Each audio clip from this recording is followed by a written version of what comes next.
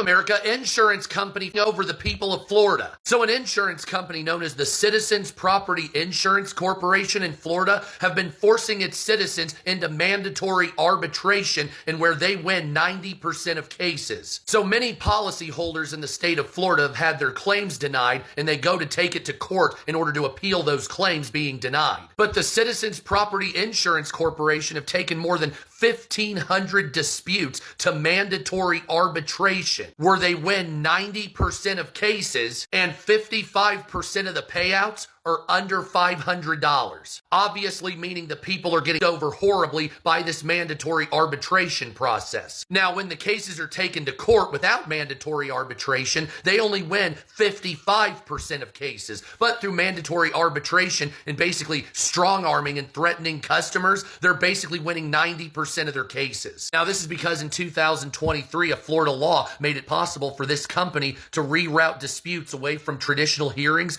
into a division of administrative hearings. Now, legislators and insurance companies said that it was better for their citizens that way, which means more than likely insurance companies lobbied state legislators and they voted in favor of insurance companies fucking over people so they could get gifts or some kind of gain. Now, also remember, in the state of Florida, that insurance company funds the judges' salaries, by the way. Just want you to know that. They're saying that that's a good thing because taxpayers don't have to pay out of pocket for judges' salaries. Doesn't that sound corrupt as fuck? Like I said, remember, half of all the settlements are now under $500. The critics of this bullshit are saying that limited legal leverage pushes homeowners to take whatever payout they can get, which of course doesn't even come close to covering the cost of repairs of the claims. But since this company uses the law to say take our meager payout or nothing at all, they have to take something. Otherwise, they'll be in litigation for, as it claims, up to 2 years. So during 2025, I said 2026 would be the year of FAFO when it comes to health insurance premiums. And guess what state is going to get hit the hardest? Congress has failed to extend the federal subsidies that help cover the cost, and the greatest impact could be in the state of Florida. Why? Because it has far more Obamacare enrollees than any other state in this country. And one example from the state of Florida is Kylie, age 30. Our health insurance premium is effectively tripling from 2025 to 2026. Kylie Barrios says that premium is going from about $900 to $2,500 next year. For the 30-year-old living in Florida, that means foregoing insurance. The whole system feels as though it's failed and isn't advocating for me as a small business owner, as somebody who wants to become a mom and have a family. And you can probably correctly guess as to how Kylie voted in the last election. I've generally voted Republican, and I still do believe that to some extent that it is the party that better serves my values, but I would like them to act on those values that they claim to protect. Yeah, and those values that you voted in for are to give tax cuts to the wealthy billionaire, which I'm going to correctly assume is not you. And just as a little bit of a refresher course, during Donnie's first term, he tried to gut the Affordable Care Act in general. And during the 2024 election season, this is what he said when asked if he actually had a plan for healthcare. Just a yes or no, you still do not have a plan. I have concepts of a plan. I'm not president right now. Well, 1 year in, and we still have not heard any type of concept of a plan. But in conclusion, to Kylie, all I have to say to you is, have the lack of healthcare that you voted for, bye. Just got off a 2-hour call with Blue Cross Blue Shield, fighting for them to cover my newborn son's hospital stay. He had to stay at Children's Hospital for 5 days to receive life-saving care when he was 2 weeks old. And man, I understand why that lady ended up in jail. Man, I get it. Just zero humanity, zero compassion. And all they could tell me to do is appeal it again. For the 4th time. God, I hate this country. Many MAGA voters, especially older folks, working families, and small business owners, are facing shocking healthcare premium increases. Their bills that used to be manageable are now unbearable. Monthly payments are doubling, sometimes tripling, and suddenly regret is setting in. Not anger at politicians, not frustration with the system, or, it's all regret, because many are realizing too late that they voted against their own survival. For years, healthcare experts warned people what would happen, if affordable care at, protections were weakened or allowed to expire. They said premiums would rise. They said insurance companies will regain full control. They said older people, sick people, and low-income families will suffer the most. They warned everyone. Those warnings were ignored. Now the bees are here. Anyway, guys, I have other clips. I'm just going to let roll. Then I'll come back with more commentary. Please do well to like and subscribe. And credit belongs to original creators of these videos. Let's go watch. Health insurance. Well, Ron DeSantis says that's just a scam with paperwork. So Ron DeSantis was sitting down for an interview and he said, Floridians don't need any pesky comprehensive health care. All they need is a catastrophic health plan and an HSA account if they're under 50 years old. That should be more than enough. A catastrophic illness in America will have you homeless faster than an eviction notice. Does not matter if you had a health savings account, if you saved, or if you budgeted. Because the healthcare system in America is set up to break you, not to save you. And the people who keep telling you that the health insurance is fine are politicians. You know why? Because their insurance, folks like DeSantis, their insurance is top tier. They got that premium gold-plated insurance. See, when they get sick, the doctor rolls out the red carpet. Champagne in the IV drip. Oh yeah, to your local politicians, health insurance is good. See, the rest of us are one emergency away from bankruptcy. And then Ron DeSantis tries to act like this isn't reality for millions of Americans. Ron DeSantis needs to wake up because people under 50 are struggling. I guess he don't see people working multiple jobs and still skipping going to the doctor because they can't afford the bill. Right as kept, we don't need pep talks from elected officials about personal responsibility while our tax dollars pay for their health care. We need the same affordable, great insurance that they're using right up there in Congress. Why can't we have that for our families? Because until then, all of us, those of you under 50, those of us 50 and older, are just one doctor's appointment away from us losing everything.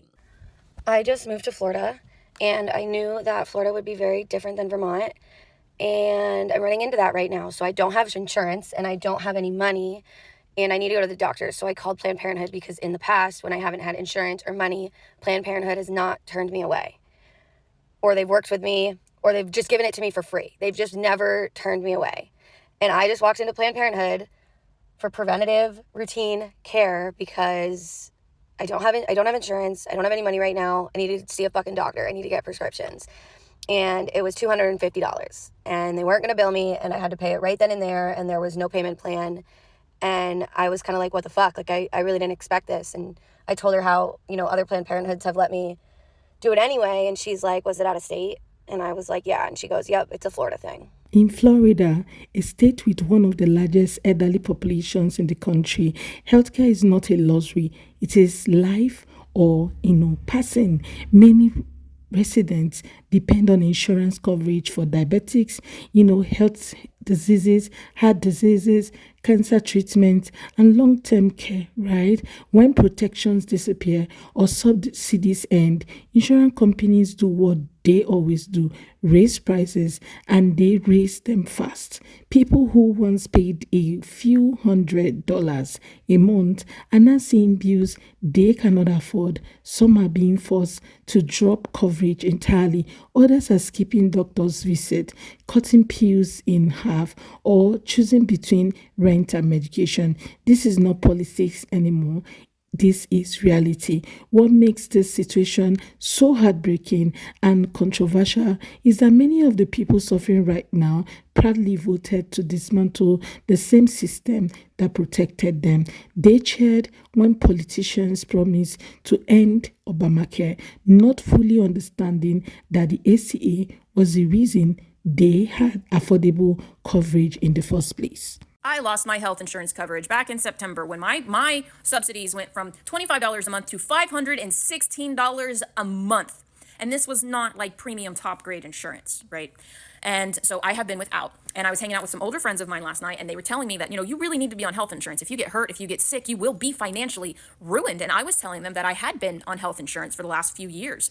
And the last several times I went to the doctors, they did not help me. I had to pay hundreds of dollars out of pocket for doctors to look me in my face and say things like, use your hands less. That was the actual medical diagnosis. When I went in, I thought I had rheumatoid arthritis in my hands at age 35. And my doctor's advice was use your hands less.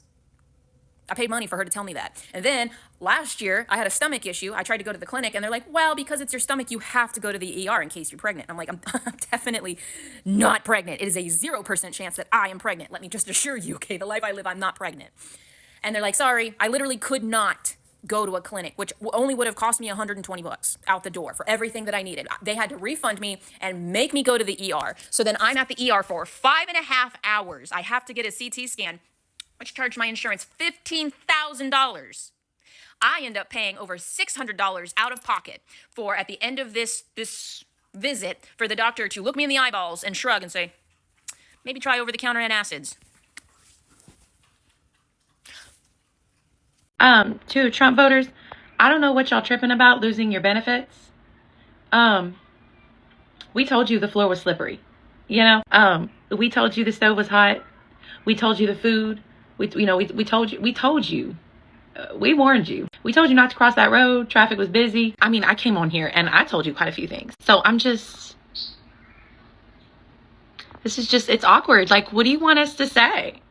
What do you want us to say? I mean, we told you, So, I mean, what do you want us to do? What do you want us to do? Why are y'all so mad at us? Why are y'all so mad? We told you the stove was hot. God damn it. Some of these people were told that, Obamacare will be replaced with something better. Some believe it was helping other people, not them. Some voted out of anger, culture wars, or party loyalty. Now they are paying for it literally.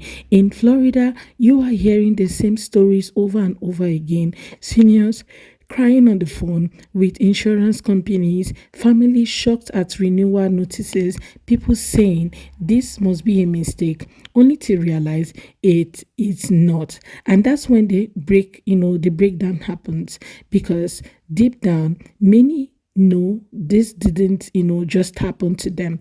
It was voted for, it was supported, it was celebrated. But admitting that is painful. So instead of some, to turn their anger outward, they blame Biden, they blame immigrants, they blame Democrats, they blame the system.